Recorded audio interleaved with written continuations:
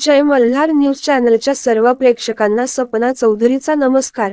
नंदुरबार येथील एकात्मिक आदिवासी विकास प्रकल्प कार्यालयाच्या प्रांगणात जुलै 19 रोजी आदिवासी विकास विभाग एकात्मिक आदिवासी विकास प्रकल्प नंदुरबारच्या कार्यालयांतर्गत परिसरात एक पेड़ माँ के नाम अभियानाच्या माध्यमातून राष्ट्रीय अनुसूचित जनजाती आयोग नवी दिल्लीचे अध्यक्ष अंतरसिंग आर्या यांच्या प्रमुख उपस्थितीत वृक्षारोपण करण्यात आले।